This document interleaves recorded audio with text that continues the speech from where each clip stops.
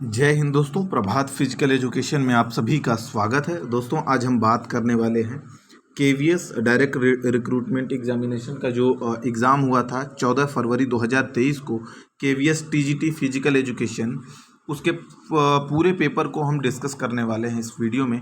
तो वीडियो को लास्ट तक ज़रूर देखिए क्योंकि आने वाले एग्ज़ाम्स में ये आपके क्वेश्चन बहुत ज़्यादा बेनिफिशियल साबित होंगे। क्योंकि हम सबको पता है कि प्रैक्टिस सेट से बेटर होता है कि आप जो है प्रीवियस ईयर किसी भी एग्ज़ाम के जो टीजीटी पीजीटी लेवल के फिजिकल एजुकेशन के एग्ज़ाम हो उसके आप रियल पेपर को सॉल्व करिए, वो ज़्यादा आपके लिए बेनिफिशियल होगा। और मल्टीपल बार वो एग्ज़ाम में कभी कभी डायरेक्ट पूछे भी जाते हैं। जैसा कि हम सबको पता है कि इस एग्ज़ाम में जनरल पेपर भी आया था, लेकिन हम बात करेंगे फिजिकल एजुकेशन सेक्शन की। दोस्तों आप किसी भी एग्ज़ाम की प्रिपरेशन कर रहे हैं टीजीटी पीजीटी लेवल की, अगर फिजिकल एजुकेशन से रिलेटेड यानी ईएमआरएस, यूपी टीजीटी, बिहार का जो फाइनल एग्जामिनेशन है बिहार टीजीटी, एमपी टीजीटी, या किसी भी एग्ज़ाम की अगर आप तैयारी कर रहे हैं, एनवीएस की भी वैकेंसी जल्दी ही आने वाली है और केवीएस की भी नई रिक्रूटमेंट जल्दी ही आएगी। ये रिज़ल्ट जैसे ही डिक्लेयर होता है वैसे ही केवीएस की वैकेंसी भी आने वाली है। तो ये आपके लिए बहुत ज़्यादा इम्पोर्टेंट हो जाता है। अब हम बात करेंगे फिजिकल एजुकेशन की कि फिजिकल एजुकेशन में कौन कौन से क्वेश्चन आए थे। ये सारे क्वेश्चन आप देख सकते हैं जनरल के आए थे। यहाँ से होता है स्टार्ट आपका फिजिकल एजुकेशन। हम बात कर लेते हैं पहले क्वेश्चन की। दोस्तों और भी अगर आप इससे रिलेटेड या इन्फॉर्मेशनल वीडियो जानना चाहते हैं तो मिशन टीजीटी पीजीटी में जाइए, प्लेलिस्ट बनी हुई है, उसमें बहुत सारे वीडियो आपको आपके हेल्प के मिल जाएंगे। और अगर आप ऐसे ही इन्फॉर्मेशन आप चाहते हैं लगातार बनी रहे, क्योंकि हमारे चैनल पर आपको प्रॉपर इन्फॉर्मेशन दी जाती है फिजिकल एजुकेशन की, सभी छोटी बड़ी अपडेट सबसे पहले मिलती है, तो हमारे चैनल को ज़रूर सब्सक्राइब करके रखिए। चलते हैं नेक्स्ट पहले क्वेश्चन पे। शारीरिक शिक्षा मानव के सभी क्रियाकलापों की और मार्गदर्शित परिणामों चयन प्रकार का योग किसने कहा था? तो ये कहा था जेएफ विलियम्स ने। हम सबको पता है कि एक चीज़ मैं आप लोगों को बता दूं कि फिजिकल एजुकेशन का डिफिनीशन, स्पोर्ट ट्रेनिंग का डिफिनीशन और आपका एक हेल्थ एजुकेशन का, ये तीन टॉपिक ऐसे हैं जो बार बार आपको किसी भी एग्ज़ाम्स में आपको ज़रूर देखने को मिल जाते हैं। दोस्तों ये वीडियो थोड़ा सा लंबा होगा, लेकिन ये आपके लिए मैं उम्मीद करता हूँ बहुत ज़्यादा इंपॉर्टेंट वीडियो है, इसलिए बिना स्किप किए इस वीडियो को देखना, क्योंकि इसमें मैं बहुत सारी चीज़ें आपको यूनिक चीज़ें बताऊँगा, ट्रिक बताऊँगा, बहुत सारी चीज़ें आपको इसमें जानने को मिलेंगी। और ये जो केवीएस का लेवल है, ये लेवल इसलिए मैं केवीएस के पेपर को करवा रहा हूँ क्योंकि केवीएस का जो लेवल है यही लेवल अब आपको हर जगह देखने को मिलेगा, क्योंकि अब डायरेक्ट टाइप के क्वेश्चन देखने को नहीं मिल रहे हैं। पहले ऊपर ऊपर से बच्चे पढ़ते थे और हो जाते थे, लेकिन अब आपको डीपली नॉलेज होना चाहिए। और इस टाइप के क्वेश्चन, तो इस क्वेश्चन को देखने के बाद आपको पता चलेगा कि आपके आने वाले एग्जाम्स में किस टाइप के क्वेश्चन पूछे जाएंगे, उस क्वेश्चन का लेवल क्या होगा। चलते हैं नेक्स्ट क्वेश्चन की तरफ। इसमें से कौन सा उद्देश्य शारीरिक शिक्षा और स्वास्थ्य मनोरंजन योजना में सम्मिलित नहीं है? तो आप इसमें हो जाएगा आपको अंगों की उपयुक्तता का विकास, तंत्रिका पेशी विकास, चरित्र और व्यक्ति का विकास, संवेगात्मक विकास। तो इसमें आपका हो जाएगा राइट आंसर अंगों की उपयुक्तता का विकास। ठीक है, बढ़ते हैं नेक्स्ट क्वेश्चन की तरफ। नेक्स्ट क्वेश्चन हमारा कहता है कि शारीरिक शिक्षा का संज्ञानात्मक उद्देश्य में सम्मिलित है। क्या क्या चीज़ें हमारे कॉग्निटिव डेवलपमेंट में सम्मिलित हैं? तो इसमें ये हो जाएगा। देखो एक चीज़ और मैं बता दूं ना कि आप ज़्यादातर क्वेश्चन बच्चे पूछते हैं कि कौन सी बुक में पढूं, तो सबसे ज़्यादा आपके लिए बेनिफिशियल होगा आप एनसीईआरटी से पढ़िए। एनसीईआरटी को आप पढ़ेंगे जब, तो आपको एक चीज़ रियलाइज़ होगा कि एनसीईआरटी से कॉपी पेस्ट क्वेश्चन किए जाते हैं, यानी आपके किसी भी एग्ज़ाम्स में बहुत ज़्यादा क्वेश्चन जो होते हैं वो आपके एनसीईआरटी से ही देखने को मिलते हैं। और टू कॉपी, ये सब क्वेश्चन एकदम टू कॉपी है। एनसीईआरटी अगर आप पढ़े होंगे तो आपको पता होगा। तो इसमें है कि शारीरिक शिक्षा का संज्ञानात्मक उद्देश्य किससे संबंधित? तो आपके ज्ञान प्राप्ति से भी संबंधित है, विचार शक्ति का विकास इससे भी संबंधित है, क्योंकि विचार डेवलप करने के लिए।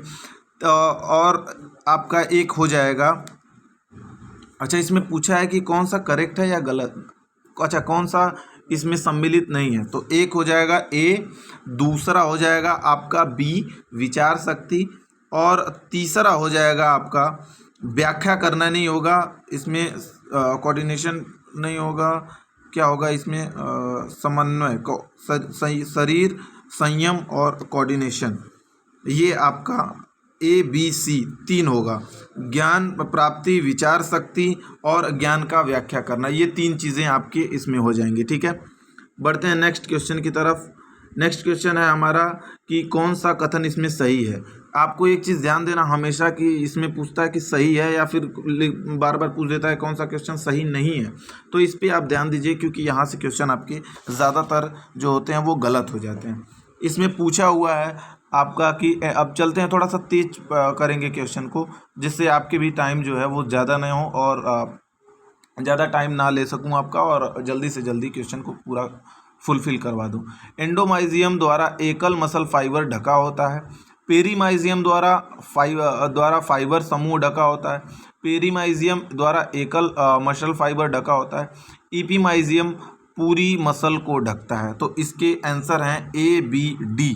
आप मिला लीजिएगा क्वेश्चन, वीडियो पॉज करके आप सारे आंसर को देखते रहिएगा। नेक्स्ट क्वेश्चन है हमारा, नेक्स्ट क्वेश्चन कहता है कि कौन से कथन सही है, यानी कि ग्लाइकोलिसिस के एरोबिक प्रतिक्रिया में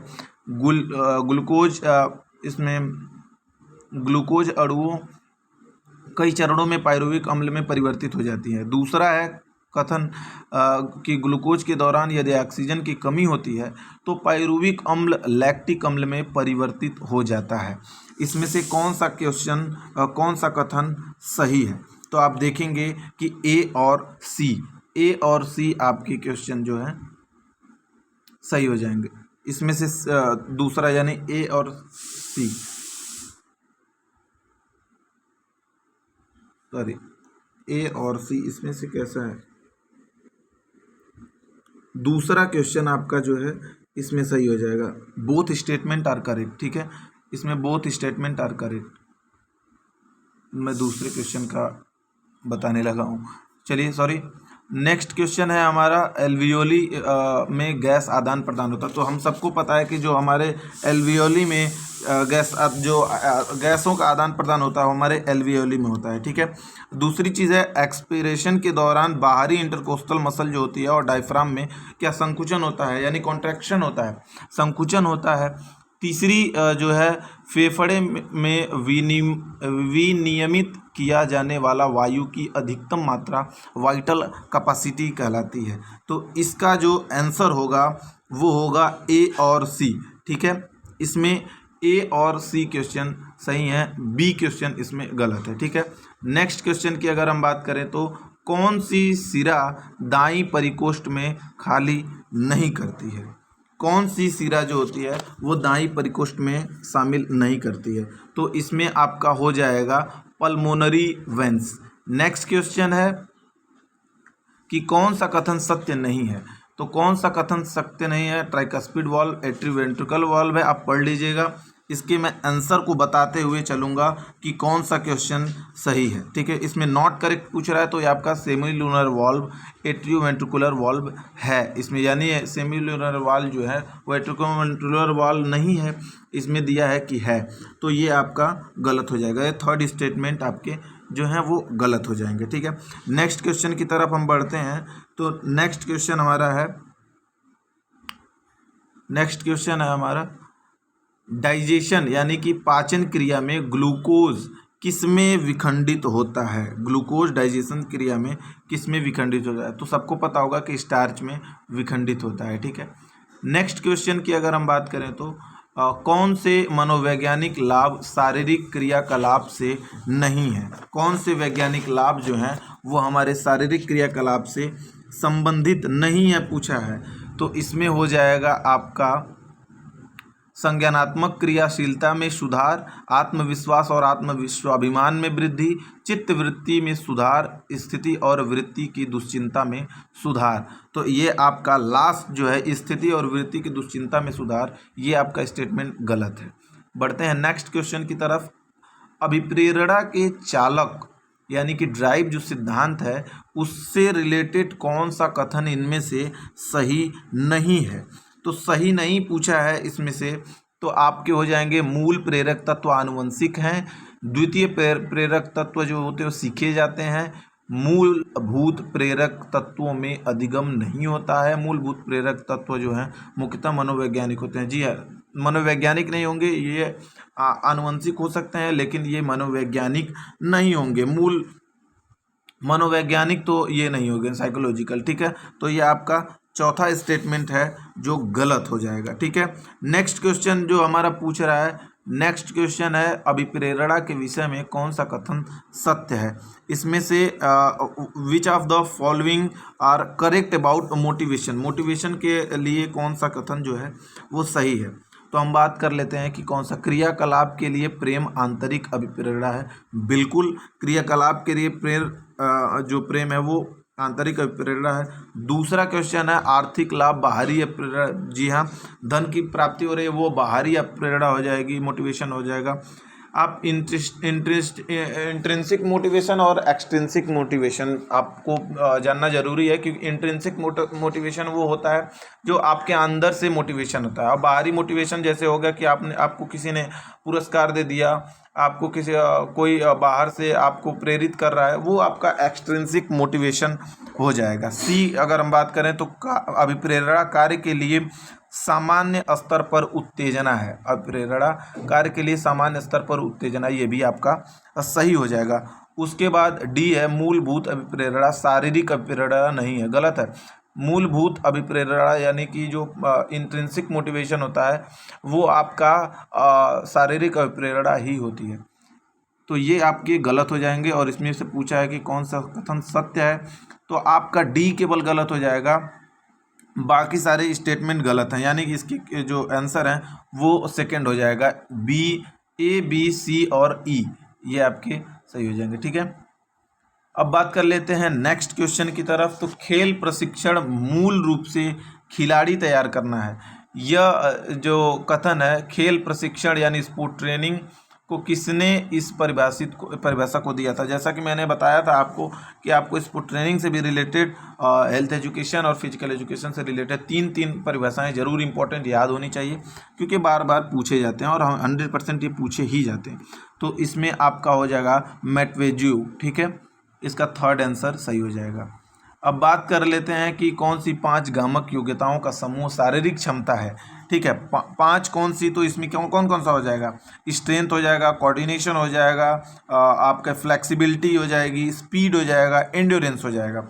ये आपका हो जाएगा, क्या पूछा है, शारीरिक क्षमता है। ठीक है, 5 गामक योग्यता का समूह जो होगा, तो ये आपके थर्ड जो होंगे वो सही हो जाएंगे।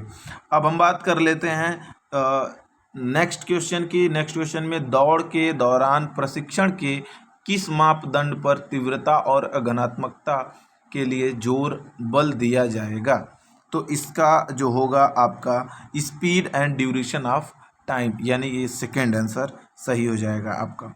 नेक्स्ट क्वेश्चन है तीव्रता अंतराल प्रशिक्षण में प्रशिक्षण तीव्रता सुधार और धनात्मक होगी। तीव्रता अंतराल यानी कि फास्ट, आपके इसको इंग्लिश में अगर हम देखेंगे तो इंग्लिश का इसका मिट गया है, यानी कि होगा फास्ट आपका इंटरवल ट्रेनिंग। ठीक है, slow interval training, fast interval training. तो इसमें आपका जो आंसर हो जाएगा वो 80 से 90% और 90 से 180 सेकेंड और 8 से 12 बार इसकी जो पुनरावृत्ति होगी वो होगी, यानी कि आंसर हो जाएगा थर्ड। नेक्स्ट क्वेश्चन की अगर हम बात करें तो खेल प्रशिक्षण में मैक्रो साइकिल माइक्रो साइकिल के जो समय होते हैं वो कौन से होते हैं। हम सबको पता है कि 3 प्रकार के जो स्पोर्ट ट्रेनिंग में जो हमारी कार्यक्रम होते हैं उनको हम साइकिल को 3 पार्ट में डिवाइड करते हैं। एक होता है मीज़ो, माइक्रो एंड मैक्रो। जो माइक्रो होता है वो 7 डेज का होता है, जो मीज़ो होता है वो कितना होता है, वो आपके हफ्ते में होते हैं, 3 से 7 हफ्ते, 10 हफ्ते तक होते हैं। और जो आपके होते हैं 3 महीने से 4 महीना, ये जो लिखा हुआ है यानी थर्ड आंसर, क्योंकि 3 महीने मैक्रो साइकिल इसमें पूछ रहा है, तो मैक्रो साइकिल जो होते हैं वो 3 महीने से लेकर के 12 महीने तक के होते हैं। तो इसमें दिया हुआ है 3 से 4 महीना, तो ये हो जाएगा 3 से 4 महीना और 3 से 10 दिन। ठीक है, 3 से 10 दिन माइक्रो और 3 से 4 महीना मैक्रो।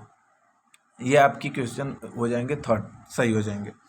अब नेक्स्ट क्वेश्चन की अगर हम बात करें तो नेक्स्ट क्वेश्चन क्या पूछता है, इनमें से कौन सा खेल प्रशिक्षण सिद्धांत खेल प्रदर्शन के लिए नहीं है।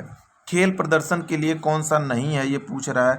तो इसमें से आपका हो जाएगा, इंग्लिश में देखते हैं, principle of progression of load, principle of progression specialization ये भी होता है, साइक्लिसिटी ऑफ ट्रेनिंग ये भी होता है, प्रिंसिपल ऑफ टेक्निकल ट्रेनिंग नहीं होता है, तो वो फोर्थ आपका गलत हो जाएगा।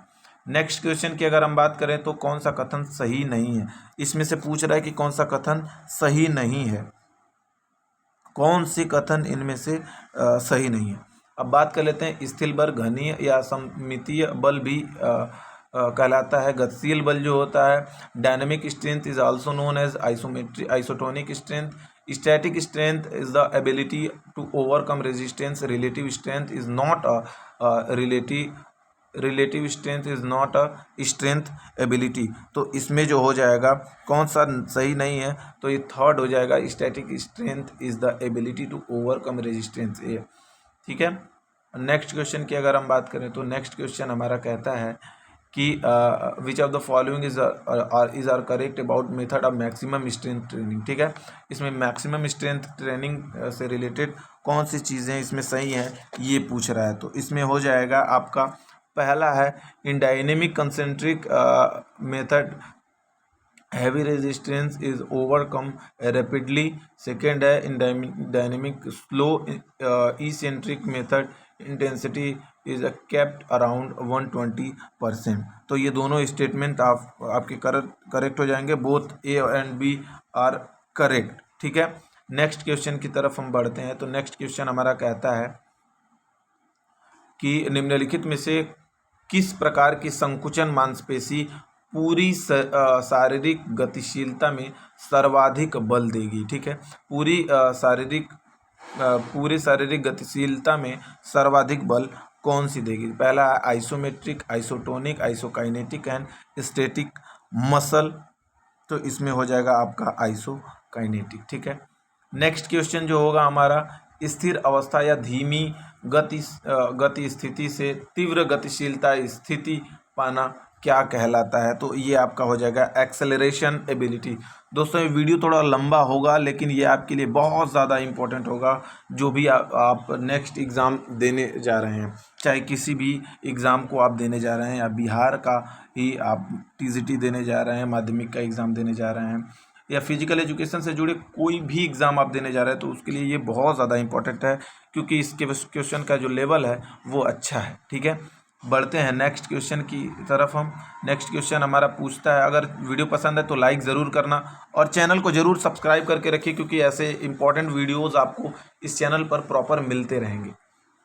अब हम बात कर लेते हैं कि फार्टलैग प्रशिक्षण विधि के विषय में कौन सा कथन इसमें से सही नहीं है। इसमें पूछ रहा है कि फार्टलैग प्रशिक्षण विधि के संबंध में कौन से कथन सही नहीं है। तो फार्टलैग ट्रेनिंग मेथड जो होता है वो बेसिकली कुछ भी प्री प्लान नहीं होता है, सारी चीज़ें इसमें भी वही लिया हुआ है कि गति या वेग पूर्व नियोजित नहीं होते हैं, बिल्कुल सही। इसमें कुल मूल्य और समय अंतराल, सहनशीलता, सुधार, परिवर्तन वेग विधि के अनुरूप समान होते हैं इसमें। तो ये भी आपके जो हैं वो सही हो जाएंगे। थर्ड पे आप ध्यान दीजिए, क्योंकि during this training heart rate fluctuated between 120 to 140 beats per minute, ये आपके गलत हो जाएंगे। ठीक है, खिलाड़ी प्रशिक्षण दौरान स्वतः अपनी गति मैदान, वातावरण व अनुभूति के अनुसार बदलता रहता है। जी हाँ, हम सबको पता है कि जो फार्टलैग ट्रेनिंग होता है वो जंगल उंगल में होता है, आप दौड़ते रहते हैं, यानी कि अनस्टेबल जो उनके रोड होते हैं, कभी रोड पे दौड़े, कभी पतली संकरी जगहों पे दौड़े, कभी पहाड़ पे चढ़ रहे हैं, तो ये सारी चीज़ें फार्टलैग मेथड के अंतर्गत आती हैं। यानी कि सारी चीज़ें वो पूर्व नियोजित नहीं होती हैं, चाहे वो स्पीड हो चुका हुआ या फिर हार्ट बीट हुआ, कुछ भी पूर्व नियोजित नहीं होता है। नेक्स्ट क्वेश्चन की अगर हम बात करें तो फ्लेक्सिबिलिटी बढ़ाने के लिए निम्नलिखित में से कौन सी विधि प्रोप्रियो न्यूरो मस्कुलर फैसिलिटेशन विधि पर आधारित होती है। तो ये आपकी, अच्छा इसमें क्या पूछा हुआ है कि आधारित होती है ना, तो इसमें आपका हो जाएगा पोस्ट आइसोमेट्रिक स्ट्रेच मेथड। ठीक है, ये फ्लेक्सिबिलिटी को डेवलप करने की विधि है। ठीक है, नेक्स्ट क्वेश्चन जो होता है, नेक्स्ट क्वेश्चन है हमारा, नेक्स्ट क्वेश्चन पूछ रहा है कि किस विधि से लंबे समय तक सहनशीलता बढ़ाने के लिए के क्रियाकलाप 10 से 35 मिनट में ऊर्जा उत्पन्न करेंगे। तो इसका जो आंसर हो जाएगा वो आपका हो जाएगा फर्स्ट। ठीक है, बढ़ते हैं नेक्स्ट क्वेश्चन की तरफ। वीडियो पोस्ट करके देखते रहिएगा, क्योंकि अब हम जानते हैं कि आप बोर ना हो, इसके लिए जल्दी से जल्दी इस क्वेश्चन को कंप्लीट कराएंगे। वीडियो को में लास्ट तक बने रहिए, क्योंकि ये आपके लिए बहुत ज़्यादा इंपॉर्टेंट होगा। चैनल को सब्सक्राइब नहीं किए हैं तो चैनल को सब्सक्राइब कर लीजिए। कौन सा कथन कार्बोहाइड्रेट के भार के विषय में सही नहीं है? कार्बोहाइड्रेट के भार के विषय में कौन सा कथन सही नहीं है? तो इसमें हो जाएगा आपका पहला, ये तब तक प्रभावित होता है यदि प्रतियोगिता से 2 से 3 घंटे पूर्व भारी मात्रा वाली कार्बोहाइड्रेट खुराक ली जाए। यह प्रदर्शन में सहनशीलता के लिए प्रभावकारी है। यह 30 मिनट से अधिकाधिक वाले क्रियाकलाप के लिए प्रभावी है। तो यह मांसपेशी की ग्लाइकोजन बढ़ाकर उसमें पानी की मात्रा को बढ़ाता है। तो इसमें पूछा है कि कौन सा कथन गलत है, तो ये हो जाएगा आपके 2 से 3 घंटे पूर्व भारी मात्रा वाली कार्बोहाइड्रेट नहीं होता है, ये 1 से 2 घंटे पहले होता है। ठीक है, नेक्स्ट क्वेश्चन आपका हो जाएगा, तो पहला इसमें गलत हो जाएगा। नेक्स्ट क्वेश्चन है आपका, पूछ रहा है कि कौन से 4 प्रत्ययों में से किसके द्वारा समूह गतिशीलता विकसित की जाती है? तो समूह गतिशीलता के लिए आप सबको पता होगा कि इसका थर्ड सही हो जाएगा, forming, storming, confirming and performing. ठीक है, नेक्स्ट क्वेश्चन की अगर हम बात करें तो नेक्स्ट क्वेश्चन है, इसमें पूछ रहा है कि duty of a good leader इसमें पूछ रहा है। तो कौन कौन सी ड्यूटी जो होती है वो एक अच्छे लीडर की होनी चाहिए। ठीक है, तो इसमें संबंधता निर्माण होनी चाहिए। दूसरा है आपका इसमें संबंधता निर्माण पहली होनी चाहिए। दूसरा भी आपका मोटिवेशन अदर, ये भी होना चाहिए। ठीक है, दूसरों के प्रति प्रेरित करना, समूह का प्रतिनिधित्व करना, अधिनायक सा व्यवहार करना, ये गलत हो जाएगा, अधिनायक सा व्यवहार नहीं हो जाएगा। डी गलत है, बाकी सब सारे स्टेटमेंट आपके जो हैं वो सही है, यानी कि आपका थर्ड सही हो जाएगा। ठीक है, अब बात कर लेते हैं नेक्स्ट क्वेश्चन की। नेक्स्ट क्वेश्चन पूछ रहा है कि समूह में सामाजिक संबंधों का वैज्ञानिक मापन कहलाता है। तो सामाजिक संबंधों का वैज्ञानिक मापन क्या कहलाता है? तो इसमें आपका हो जाएगा सोशियोमेट्री। अभी तक चैनल को अगर सब्सक्राइब नहीं किया तो चैनल को सब्सक्राइब कर लीजिए, और वीडियो पसंद आ रहा हो लाइक ज़रूर करिएगा। इससे हमें मिलता है मोटिवेशन, और आपके लिए फिर हम हमेशा वीडियो बनाते रहेंगे। इसके लिए हमें बहुत ज़्यादा मोटिवेशन मिलता है दोस्तों। अब बात कर लेते हैं प्राचीन खेलों में पेंटाथलन में सम्मिलित इवेंट थी। पेंटाथलन में जो इवेंट थे कौन कौन से सम्मिलित थे? हम सबको पता होगा कि discus throw, long jump, javelin throw, foot race और कुश्ती।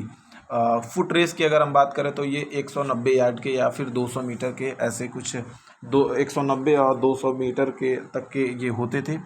फुट रेस जो होते थे उसमें प्राचीन इवेंट में यही शामिल था।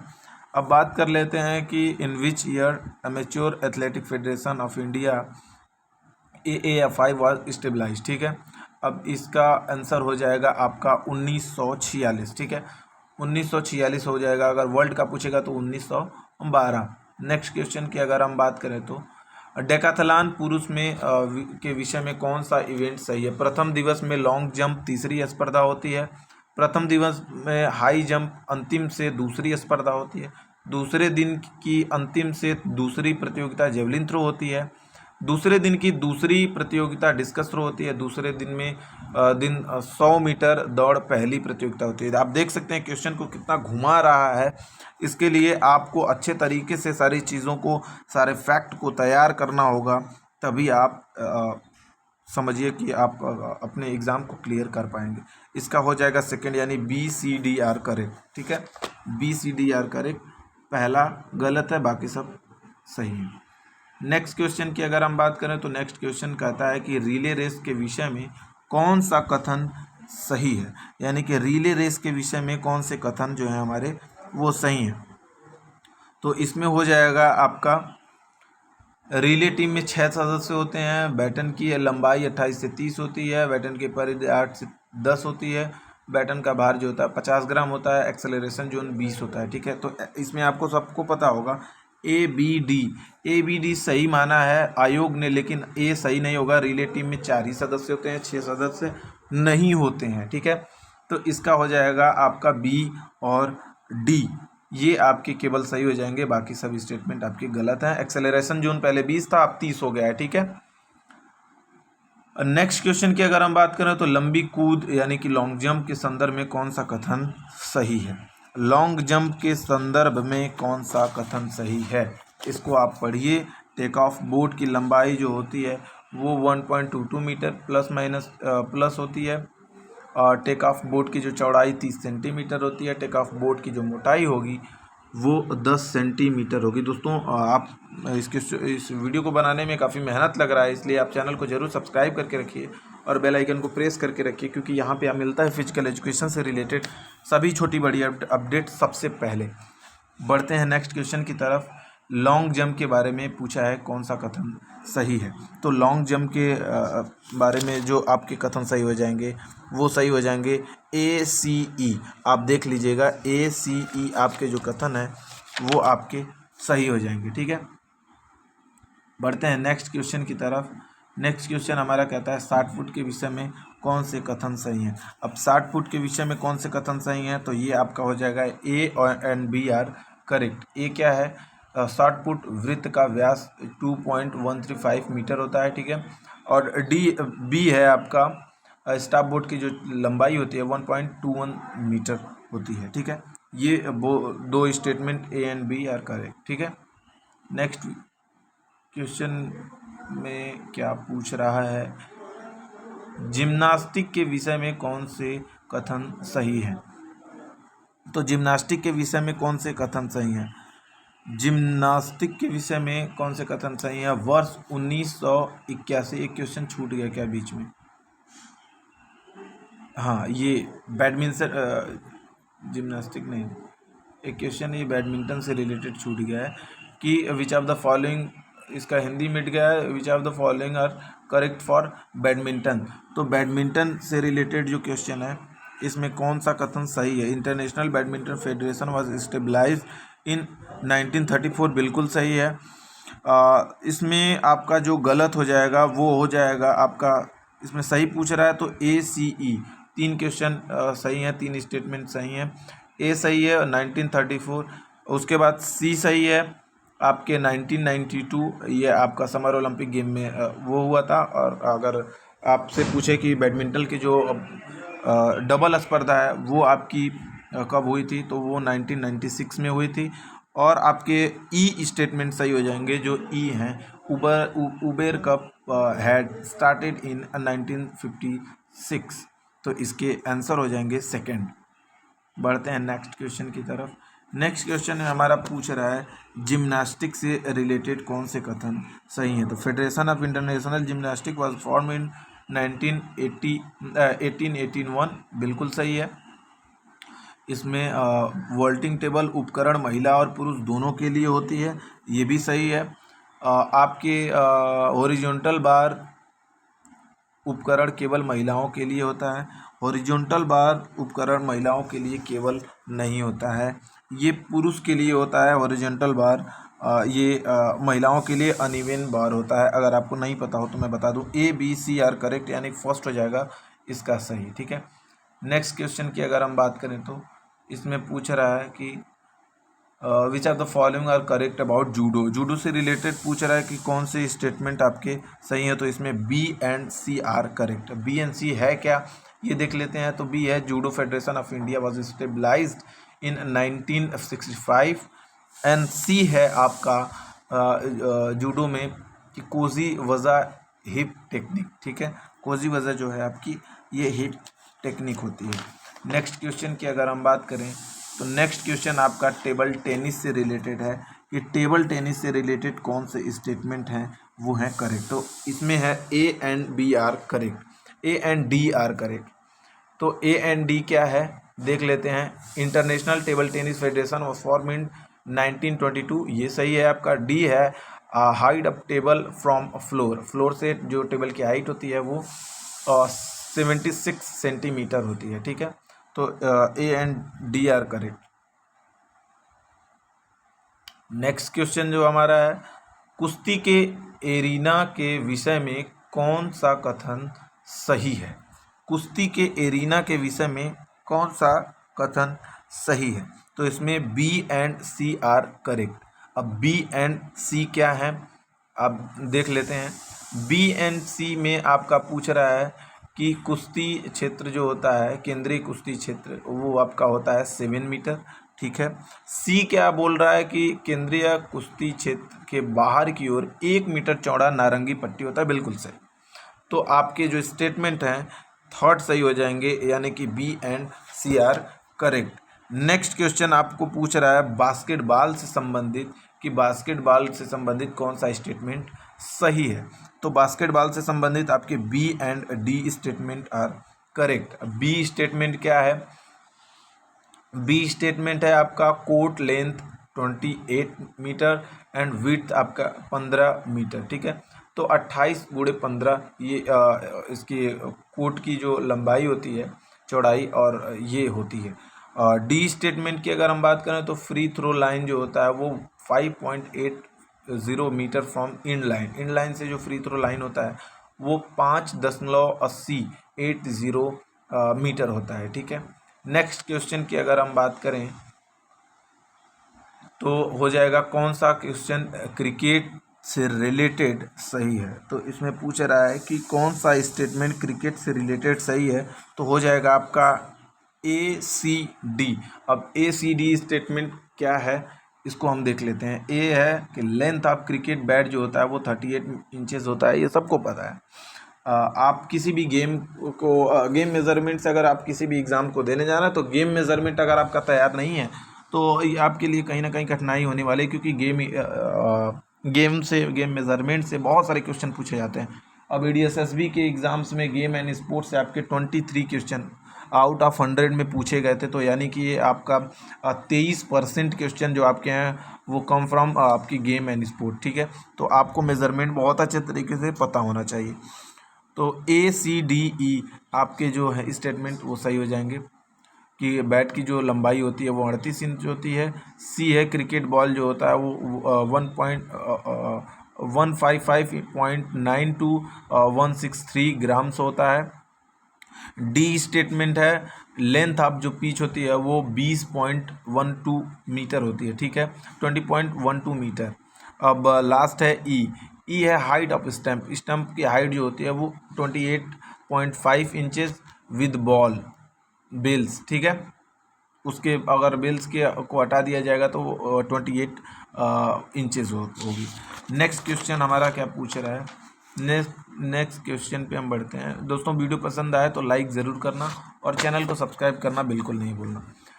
अब हम बात कर लेते हैं फुटबॉल से रिलेटेड कौन सा कथन सही है। फुटबॉल से रिलेटेड पूछ रहा है कि कौन से कथन सही है, तो इसमें हो जाएंगे सही A B and D. A B D क्या है, चलते हैं। डूरंड कप का आरंभ जो हुआ था वो 1888 में हुआ था, बिल्कुल सही है। बी है कि जो फुटबॉल की बॉल का जो वेट होता है वो 410 से 450 ग्राम होता है, बिल्कुल सही है। और आपके डी स्टेटमेंट जो है वो है गोल पोस्ट के मध्य 7.32 मीटर की दूरी होती है, बिल्कुल सही। नेक्स्ट क्वेश्चन की तरफ हम बढ़ते हैं। नेक्स्ट क्वेश्चन पूछ रहा है हैंडबॉल से रिलेटेड कौन से कथन जो हैं वो सही है। हैंडबॉल से रिलेटेड कौन से कथन सही है। दोस्तों मैं जल्दी से जल्दी करवाने की कोशिश कर रहा हूँ जिससे आपके जो टाइम को कम से कम लिया जाए, और इस वीडियो को लास्ट तक ज़रूर देखना, तभी आप इस वीडियो का बेनिफिट उठा पाएंगे और अपने आने वाले एग्ज़ाम के लिए एनालिसिस कर पाएंगे कि आने वाले क्वेश्चन किस टाइप के होंगे, क्या लेवल होगा उनका, सारी चीज़ों को आप खुद अपने आप में एनालिसिस करके डिफाइन कर पाएंगे, ठीक है। अब बात कर लेते हैं हैंडबॉल से रिलेटेड कौन सा कथन सही है, तो इसमें हो जाएगा A and C are correct. A हो जाएगा weight of men's, weight for men's, इसके जो बॉल का वेट होता है वो 425 से 475 होता है। और सी हो जाएगा आपका diameter for men 19 centimeter. Next question की अगर हम बात करें तो dimension of kabaddi ground men and womens के बारे में पूछा।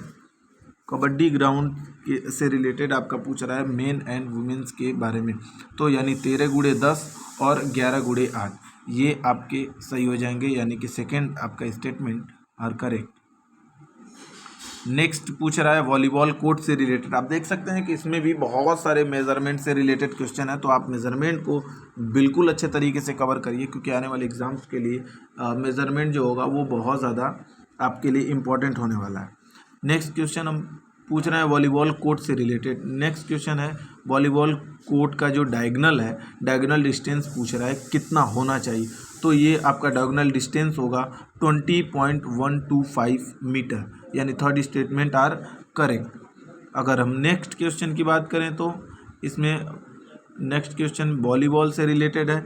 वॉलीबॉल से रिलेटेड इसके जो वेट एंड सरकमफ्रेंस को पूछ रहा है, तो सेकेंड स्टेटमेंट सही हो जाएगा। 260 से 280 ग्राम एंड 65 से 67 सेंटीमीटर इसके सरकमफ्रेंस जो होते हैं वो होते हैं। बात कर लेते हैं नेक्स्ट क्वेश्चन की हम।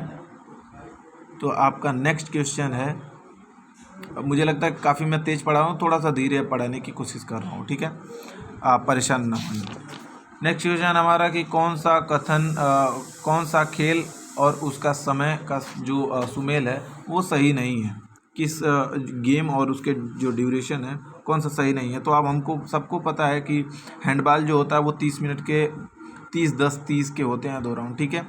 फुटबॉल जो होता है 15 का होता है, सही है। कबड्डी जो होता है वो 15 का महिलाओं का होता है, 15 का, और पुरुषों के लिए 20 का होता है, 25 नहीं होता है, ठीक है। तो ये आपका थर्ड वन होगा वो करेक्ट, वो आपके जो हैं गलत हो जाएंगे, क्योंकि कबड्डी 25 नहीं 20 मिनट के होते हैं मेंस के लिए। अब हम बात कर लेते हैं नेक्स्ट क्वेश्चन की। तो नेक्स्ट क्वेश्चन, तैराकी में इनमें से कौन सा स्ट्रोक नहीं है। तैराकी में हम सबको पता है कि फ्रंट क्रॉल होता है, ब्रेस्ट स्ट्रोक होता है, बटरफ्लाई होता है, लेकिन मिडले कोई स्ट्रोक नहीं होता है। तो मिडले जो है वो कोई भी स्ट्रोक नहीं होता है, तो मिडले यार ये गलत हो जाएगा। बाकी 3 सही हैं ऊपर के, मिडले गलत है। नेक्स्ट क्वेश्चन की अगर हम बात करें तो स्वास्थ्य जीवन का वह लक्षण है जो मनुष्य को दीर्घ जीवन और सर्वाधिक सेवा के योग्य बनाता है। दोस्तों ये भी JF विलियम्स ने ही कहा था। मैंने आप सबको बताया है कि फिजिकल एजुकेशन,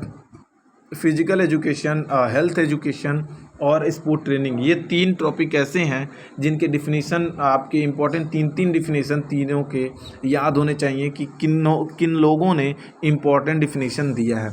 मिनिमम 3 आपको याद होने चाहिए, तो आप क्वेश्चन आसानी से कर पाएंगे। नेक्स्ट क्वेश्चन जो आपका है कि which of the following is not an aspect of health. तो हेल्थ से रिलेटेड इसमें पूछा हुआ है कि कौन सा पक्ष नहीं है, तो आपका हो जाएगा फिटनेस। आध्यात्म भी है, शारीरिक भी है, मानसिक भी है, और लेकिन फिटनेस जो है वो आपका गलत हो जाएगा। नेक्स्ट क्वेश्चन की अगर हम बात करें तो नेक्स्ट क्वेश्चन है 313 क्वेश्चन नंबर, ठीक है। ये आपका हो जाएगा 313। इसमें पूछ रहा है कि अनुभवों का योग जो हमारी आदतों, मनोवृत्तियों और ज्ञान जो व्यक्ति समुदाय और सामाजिक स्वास्थ्य के विषय में प्रभावित करते हैं, वो कौन सी शिक्षा होगी, ठीक है। कौन सी शिक्षा, तो आपकी जो हो जाएगी वो स्वास्थ्य शिक्षा, यानी कि हेल्थ एजुकेशन आपको अगर आप वो करेंगे तो आपको NCERT में बहुत अच्छे तरीके से 9th की किताब में आपको मिल जाएगा। इसमें पूछ रहा है नेक्स्ट क्वेश्चन जो हमारा है कि हाइजीन शब्द जो यूनानी शब्द है हाइजीनियस से बना हुआ है, इसका हाइजीनियस का मतलब क्या होता है। तो इस हाइजीनियस का मतलब होता है स्वास्थ्यपूर्ण, यानी कि हेल्थफुल। दोस्तों अगर आपको हमारा एफर्ट अच्छा लगे तो ज़रूर चैनल को सब्सक्राइब करिए और बेल आइकन को प्रेस करके रखिए, क्योंकि यहाँ पे ऐसे वीडियोस हमेशा मिलते रहते हैं। और अगर आप चाहते हैं फिजिकल एजुकेशन एग्ज़ाम नोटिफिकेशन की न्यूज़ आपके पास सबसे पहले पहुंचे तो ज़रूर चैनल को सब्सक्राइब करिए। अगर आप हमारे व्हाट्सएप ग्रुप से जुड़ना चाहते हैं तो डिस्क्रिप्शन बॉक्स में लिंक है, आप जा करके हमारे व्हाट्सएप ग्रुप से जुड़ सकते हैं। वो आपकी एग्ज़ाम के लिए बहुत ज़्यादा बेनिफिशियल होगा, क्योंकि वहाँ पर प्रॉपर आपको नोटिफिकेशन मिलती रहती है। तो व्हाट्सएप ग्रुप से ज्वाइन होने के बहुत सारे फ़ायदे हैं। आप जा करके अभी अगर नहीं ज्वाइन है तो व्हाट्सएप ग्रुप से ज़रूर ज्वाइन हो जाइए और चैनल को सब्सक्राइब करके रखिए। नेक्स्ट क्वेश्चन की अगर हम बात करें तो नेक्स्ट क्वेश्चन हमारा है 315 नंबर। 315 में पूछ रहा है कि किस बैक्टीरिया से मनुष्यों में यक्ष्मा यानी ट्यूबरकुलोसिस जो है वो होता है, ठीक है। तो इसमें हो जाएगा माइक्रोबैक्टीरियम ट्यूबरकुलोसिस, यानी कि first statement are correct. Next question की अगर हम बात करें तो नेक्स्ट क्वेश्चन हमारा हो जाएगा, नेक्स्ट क्वेश्चन पूछ रहा है कि वातावरण स्वच्छता का मूल सिद्धांत है क्या है। वातावरण स्वच्छता का मूल सिद्धांत क्या है? तो प्रकृति का आदर करें, प्रकृति में रहने वाले सभी मनुष्यों का आदर करें, प्रकृति और उसमें सभी रहने वाले जीव प्रजातियों का आदर करें, प्रकृति में रहने वाली प्रजातियों का आदर करें। तो ये आपका थर्ड स्टेटमेंट करेक्ट हो जाएगा। ठीक है, प्रकृति और उसमें सभी रहने वाले जीव प्रजातियों का आदर करें। नेक्स्ट क्वेश्चन पूछ रहा है कि AIDS is caused by HIV which means. अभी इसमें पूछ रहा है कि HIV का मतलब क्या होता है, फुल फॉर्म पूछ रहा है। तो ह्यूमन इम्यूनो डेफिशिएंसी वायरस आपका हो जाएगा। नेक्स्ट क्वेश्चन की अगर हम बात करो तो which of the following is not a skin injury. Which of the following is not a skin injury. तो स्किन इंजरी के बारे में आप सबको पता होगा कि इंजरी से रिलेटेड मल्टीपल बार क्वेश्चन पूछे जाते हैं बहुत बार कि स्प्रेन कंटूसन क्या होता है, एवल्यूजन क्या होता है, और फ्रैक्चर से रिलेटेड भी बहुत सारे क्वेश्चन पूछे जाते हैं कि कम्युनिकेटेड फ्रैक्चर कौन सा होता है, सिंपल फ्रैक्चर कौन सा होता है, कंपाउंड फ्रैक्चर, इम्पैक्टेड फ्रैक्चर, ये सारी चीज़ें आपको पता होनी चाहिए। इस पे मैं एक टॉपिक पे मैं वीडियो बनाऊंगा जिसमें मैं आपको फ्रैक्चर से रिलेटेड बातें बताऊंगा। बाकी अगर जनरल चीज़ें या फ्रैक्चर के बारे में मैंने बताया है बहुत अच्छे तरीके से, डिस्क्रिप्शन बॉक्स में लिंक दे दूंगा, आप जा कर के इंजरी से रिलेटेड वीडियो देख सकते हैं। अब बढ़ते हैं इसमें से कि which of the following is not a skin injury. तो एब्रेशन भी होता है जिसमें छिल जाता है, एवल्यूजन होता है जिसमें बुरी तरह से जो है मांस कट करके लटक जाती हैं। उसके बाद इंसीजन होता है जो नुकीली चीज़ों से के धंसने से हो जाता है। स्ट्रेन जो होगा ये आपका स्किन इंजरी नहीं होगा। ठीक है, ये खिंचाव होता है। अब हम बात कर लेते हैं नेक्स्ट क्वेश्चन की। तो नेक्स्ट क्वेश्चन पूछ रहा है, नेक्स्ट क्वेश्चन क्या पूछेगा कि इसमें जब कोई हड्डी टूट कर या कुचले जाने पर कई टुकड़ों में विभाजित हो जाती है तो कौन सा फ्रैक्चर होता है। डिस्क्रिप्शन बॉक्स में लिंक जा करके बहुत अच्छे तरीके से बताया मैंने वीडियो में, आप जा करके देख लीजिएगा वीडियो। जब कोई हड्डी टूट जाए या कुचले जाने पर कई टुकड़ों में विभाजित हो जाए तो ऐसे फ्रैक्चर को क्या बोलते हैं? तो इसको बोलते हैं कम्युनिकेटेड फ्रैक्चर। नेक्स्ट क्वेश्चन जो हमारा है, नेक्स्ट क्वेश्चन क्या पूछ रहा है कि एड्स का जो पहला मरीज कब आया था। तो एड्स का पहला मरीज आया था 1981 में विश्व में, तथा भारत में जो सूचना आई वो आई 1986, यानी कि second statement are correct. Next question की अगर हम बात करें तो next question hepatitis B, A and C, ये इससे क्वेश्चन हमेशा पूछे जाते हैं। ठीक है, तो ये भी आप मोस्ट इम्पॉर्टेंट, आप इसको भी लेकर के चलिएगा। इसमें पूछ रहा है कि कौन सा स्टेटमेंट जो है वो आपका सही है। तो इसमें केवल एक स्टेटमेंट सही है, पहला स्टेटमेंट। पहला क्या कहता है, हेपेटाइटिस यकृत यानी लीवर में किसी भी hepatitis A virus, hepatitis B virus और हेपेटाइटिस D वायरस द्वारा होता है। ठीक है, तो ये स्टेटमेंट सही है, बाकी second statement are wrong. Next अगर हम बात करें तो which of the following is a not a communicable disease.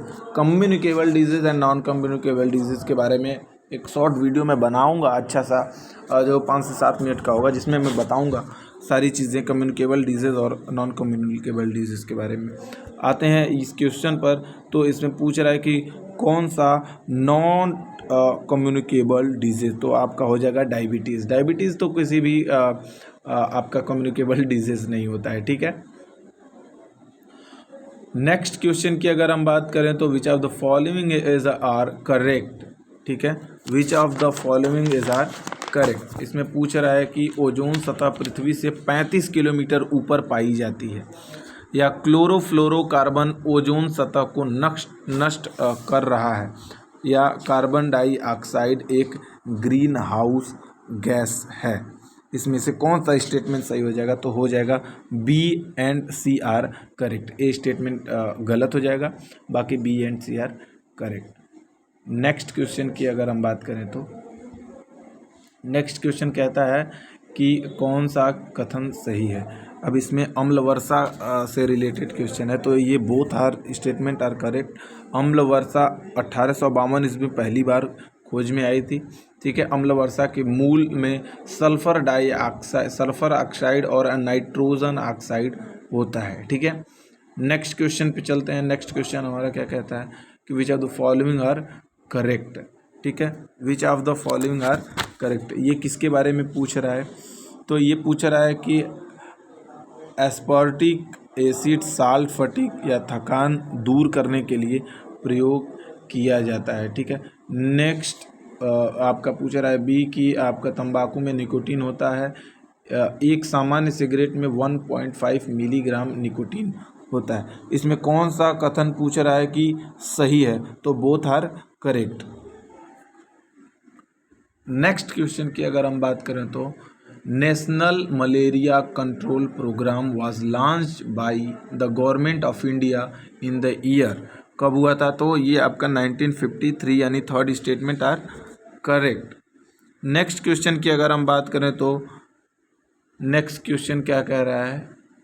Next question पूछ रहा है भैया कि ध्वनि प्रदूषण मापन की यूनिट क्या है?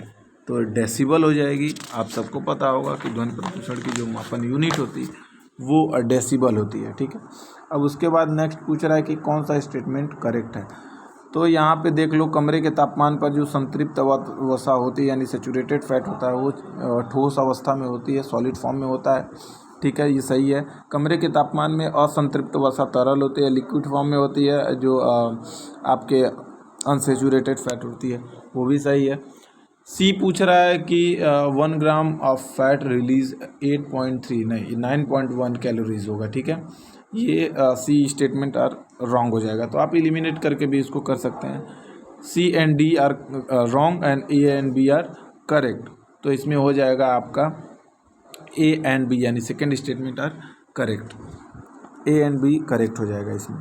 ठीक है। नेक्स्ट क्वेश्चन की अगर हम बात करें तो पूछ रहा है कौन सा नारकोटिक ड्रग्स नहीं है?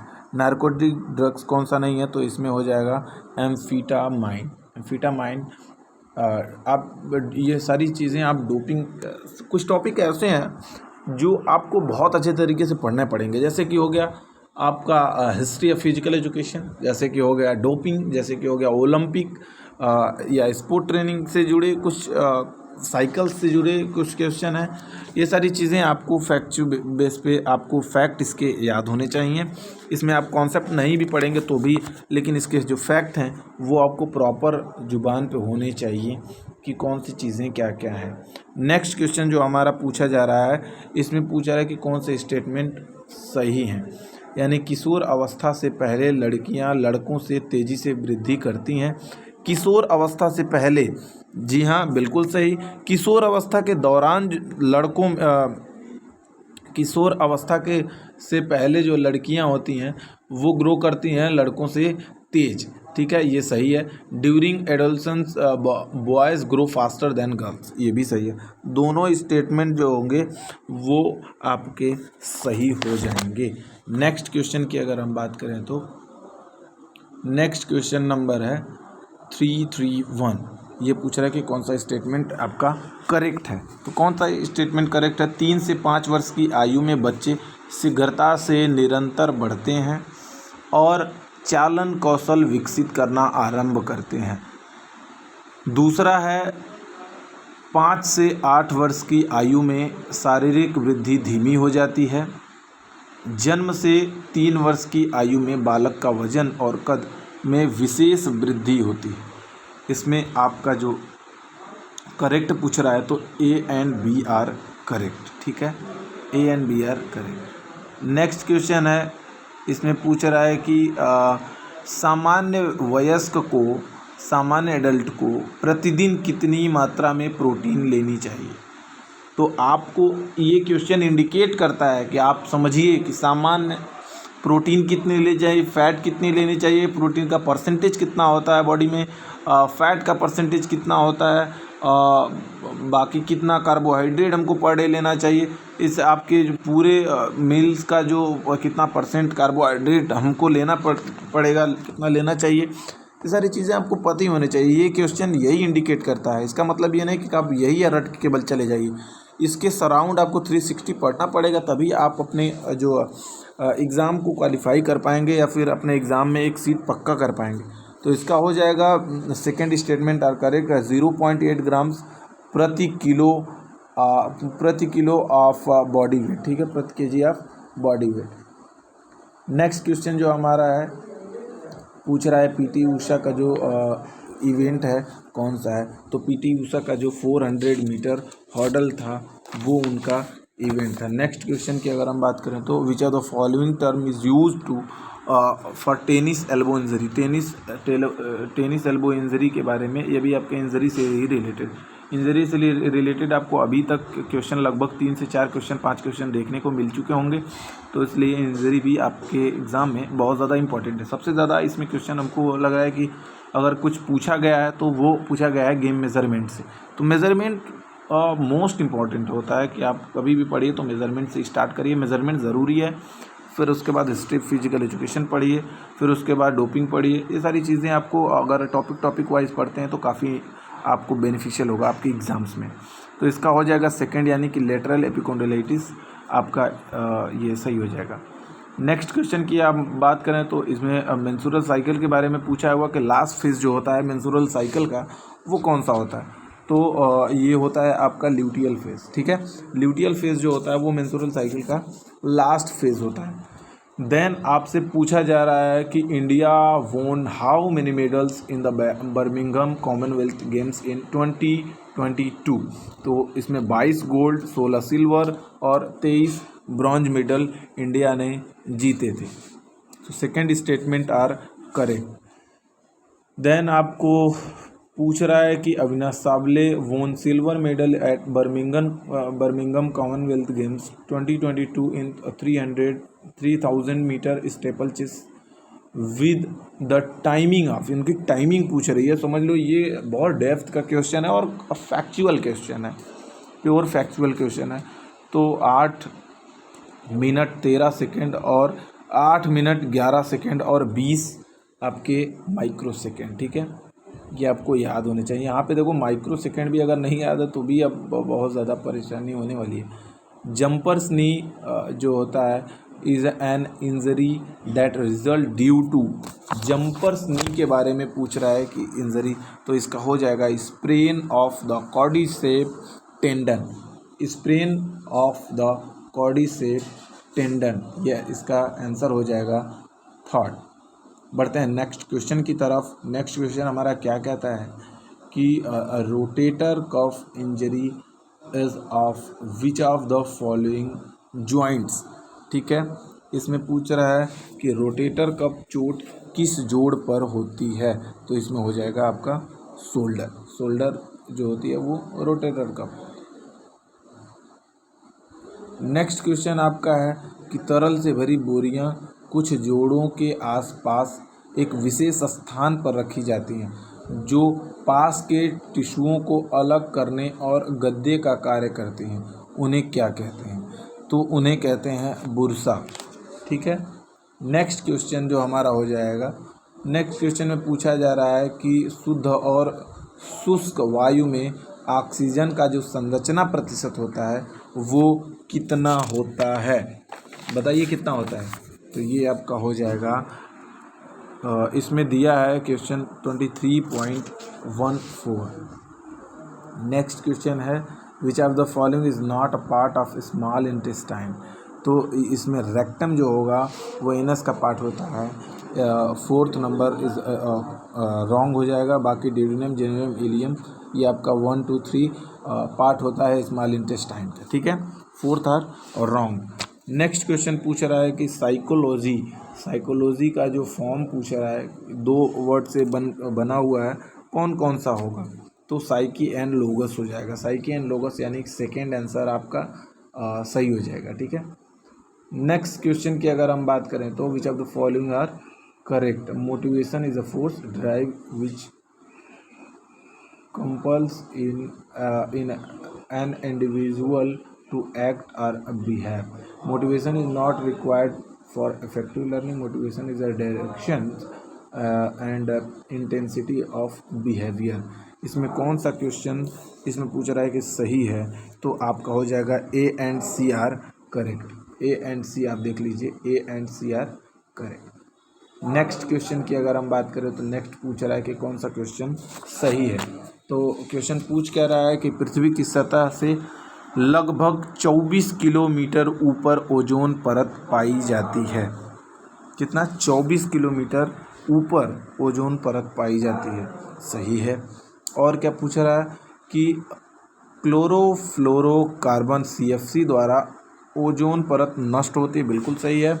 नेक्स्ट पूछ रहा है ओजोन परत सूर्य से आने वाली पराबैंगनी किरणों को रोकती है, तो पराबैंगनी किरणों को रोकती है, ये भी आपका सही है।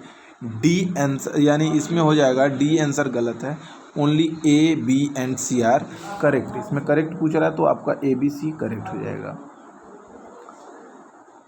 नेक्स्ट क्वेश्चन है आपका कौन सा करेक्ट है, इसमें कौन सा करेक्ट है। बस कुछ क्वेश्चन और बचे हैं तो आप वीडियो को बिना पॉज किए देखते रहिए, क्योंकि ये आपके आने वाले एग्ज़ाम्स के लिए बहुत ज़्यादा अच्छे होंगे, बहुत ज़्यादा आपके इफ़ेक्टिव साबित होंगे, इम्पॉर्टेंट साबित होंगे। Hepatitis C is a slow killer, बिल्कुल सही है। Hepatitis B virus can get into fluids from an infected mother, बिल्कुल हो सकता है, फ्लूइड से भी होता है, इंजेक्शन से भी होता है, तो आपका A and B are correct हो जाएगा, ठीक है, इसमें A and B are correct हो जाएगा। नेक्स्ट क्वेश्चन की अगर हम बात करें तो नेक्स्ट क्वेश्चन पूछ रहा है कि आपका सतत प्रशिक्षण यानी कि कॉन्टिन्यूअस ट्रेनिंग मेथड के बारे में, यानी कि बिना रुके जो भी एक्टिविटीज़ करते हैं वो कॉन्टिन्यूअस होता है। इसमें भी स्लो कॉन्टिन्यूअस, फास्ट कॉन्टिन्यूअस होता है, उसकी भी ड्यूरेशन होती है वो 20 से 60 मिनट स्लो कॉन्टिन्यूअस की, और 30 से 2 घंटे भी हो सकती है आपके फास्ट कॉन्टिन्यूअस की, ठीक है। तो नेक्स्ट ये क्या पूछ रहा है क्वेश्चन कि सतत प्रशिक्षण विधि के माध्यम से निम्नलिखित में से मुख्यतः किसमें सुधार नहीं होता है, किस चीज़ में हम सुधार नहीं कर सकते हैं, not primarily improved through continuous training method, तो ATP-CP सिस्टम को हम सुधार नहीं कर सकते हैं, बाकी सारी चीज़ें हम सुधार कर सकते हैं।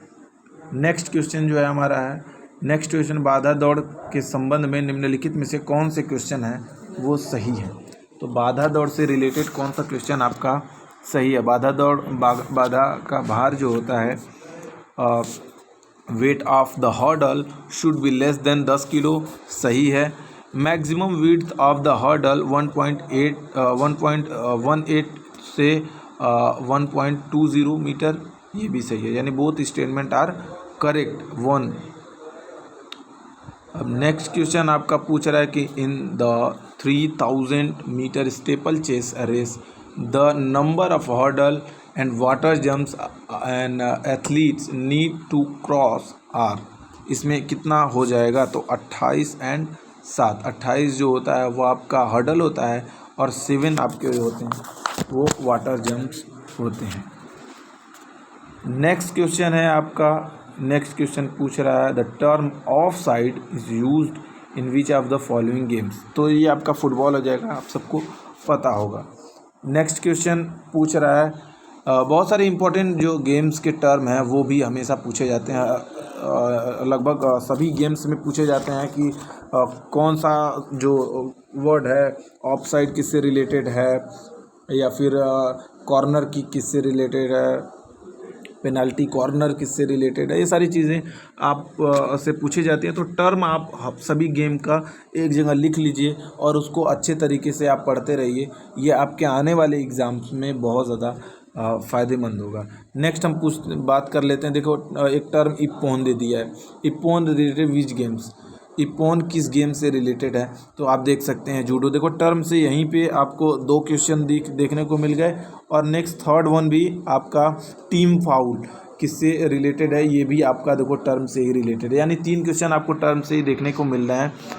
मेज़रमेंट, गेम मेज़रमेंट, मैं बार बार कह रहा हूँ कि आप गेम मेज़रमेंट को अच्छे तरीके से पढ़िए, क्योंकि गेम मेज़रमेंट टोटली फैक्ट होता है, उसमें कोई कॉन्सेप्ट नहीं होता है, तो आप को रटना पड़ेगा गेम मेज़रमेंट को, तभी आपके आने वाले एग्ज़ाम्स जो होंगे वो बहुत ज़्यादा अच्छे होंगे। इसमें टीम फाउल, तो टीम फाउल आपका बास्केटबॉल गेम में होता है। नेक्स्ट क्वेश्चन की अगर हम बात करें तो नेक्स्ट क्वेश्चन है which of the following vitamin is known as folic acid, तो फॉलिक एसिड B9 को जानते हैं, B9 को हम फॉलिक एसिड कहते हैं। B1, B2, B6, B3, B12, इन सबको सबके जो हैं नाम की, इनको और किस नाम से जानते हैं, ये आपको याद करने की ज़रूरत है। दोस्तों अगर वीडियो और हमारा एफर्ट पसंद आए तो ज़रूर वीडियो को लाइक करें और चैनल को ज़रूर कर लीजिए सब्सक्राइब, क्योंकि यहाँ पे मिलता है फिजिकल एजुकेशन से रिलेटेड सभी छोटी बड़ी अपडेट सबसे पहले। आप हमें हमारे वीडियो को लाइक करते हैं, एक अच्छा प्यारा कमेंट करते हैं कि वीडियो कैसा पसंद आया, और चैनल को सब्सक्राइब करते हैं तो अब हमको मोटिवेशन मिलता है नेक्स्ट आपके लिए ही वीडियो मैं बनाता रहूं और आपका ऐसे ही हेल्प करता रहूं, सारे एग्ज़ाम से रिलेटेड नोटिफिकेशन प्रॉपर देता रहूं। तो इसके लिए आपके लिए मैं अगर इतना कर सकता हूं तो आप ज़रूर एक सब्सक्राइब और एक लाइक ज़रूर कर सकते हैं। तो अभी सब्सक्राइब कर लीजिए अगर आपने अभी तक नहीं किया है तो, और लाइक ज़रूर करें चैनल को अगर वीडियो पसंद आ रहा हो तो। नेक्स्ट क्वेश्चन है आपका कि ग्लूकोज, फैटी एसिड और प्रोटीन के उपचयन अथवा ऑक्सीकरण के लिए उत्पन्न CO2 की मात्रा और प्रयोग की गई O2 की मात्रा के अनुपात को क्या कहते हैं? तो क्या कहते हैं, इसमें हो जाएगा आपका सेकेंड रेस्पिरेटरी क्वोटेंट। ठीक है, रेस्पिरेटरी क्वोटेंट आपका हो जाएगा सेकेंड ऑप्शन आपका श्वसन लब्धि सही हो जाएगा। नेक्स्ट क्वेश्चन की अगर हम बात करें तो पूछ रहा है कि which of the following pair is not correctly matched, कौन सा पेयर करेक्टली मैच नहीं है? तो इसमें थर्ड वन आपका गलत हो जाएगा, due to electric factor burns. ठीक है, नेक्स्ट क्वेश्चन की अगर हम बात करें तो नेक्स्ट क्वेश्चन पूछ रहा है कि कौन सा सुमेलित नहीं है? प्रकाश के कारण व्यावसायिक मोतियाबिंद, ठीक है, ध्वनि के कारण व्यावसायिक बहरापन, विद्युत के कारण जलना, भौतिकीय कारणों के कारण श्वेत रक्तता। ठीक है, तो इसमें आपके जो होंगे वो आपके कौन से गलत हो जाएंगे? देखो, पहला एक चीज़ मैं बता दूं कि यहाँ पे आपके श्वसन लब्धि यानी रेस्पिरेटरी क्वोटेंट सही था। सेकेंड आपका 355 नंबर जो क्वेश्चन है उसका ये बर्न्स सही था, बर्न्स जो है वो गलत पूछ रहा था, तो इसमें सी हो जाएगा आपका। और उसके बाद जो आपका पूछ रहा है कि कौन सा मोतियाबिंद, कौन सा क्वेश्चन इसमें से गलत है? तो इसमें आपका हो जाएगा A&BR। ये क्वेश्चन नंबर कितना है? क्वेश्चन नंबर 355, ये मुझे देखना पड़ेगा। 355 का आपका हो जाएगा, 355 का हो जाएगा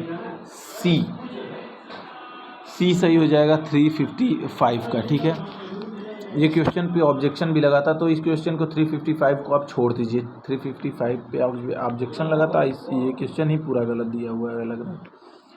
356 नंबर क्वेश्चन पे हम आते हैं, तो 356 नंबर क्वेश्चन क्या कह रहा है? इसमें पूछ रहा है कि अल्कोहल एक आदत पैदा करने वाला मादक तत्व है, बिल्कुल सही है। और दूसरा पूछ रहा है कि अल्कोहल एक शक्तिशाली मूत्रवर्धक है, बिल्कुल सही है। थर्ड आपका गलत हो जाएगा, यानी कि आपका सही हो जाएगा A&BR करेक्ट। ठीक है, A&BR करेक्ट। नेक्स्ट क्वेश्चन पूछ रहा है dislocation injury commonly acquire eight which of the following joint, किस में आपका डिसलोकेशन होता है? तो सबको पता होगा कि शोल्डर जॉइंट में आपके डिसलोकेशन होते हैं। नेक्स्ट क्वेश्चन है which of the following is not a type of sprain, तो प्राइमरी स्प्रेन आपका हो जाएगा सही। नॉट पूछ रहा है ना, तो उसमें माइल्ड, मॉडरेट, सेवरल होता है, प्राइमरी नहीं होता है, तो ये आपका गलत हो जाएगा। ठीक है, नेक्स्ट क्वेश्चन की हम बात करें तो नेक्स्ट क्वेश्चन पूछ रहा है आपका 359 आपका पूछ रहा है मोटापापन या स्थूलता का एक रूप जो असामान्य रूप से अधिक संख्या में वसा कोशिका के कारण होता है, क्या कहलाता है? तो ये आपका हो जाएगा हाइपरट्रोपिक ओबेसिटी। ठीक है, हाइपरट्रोपिक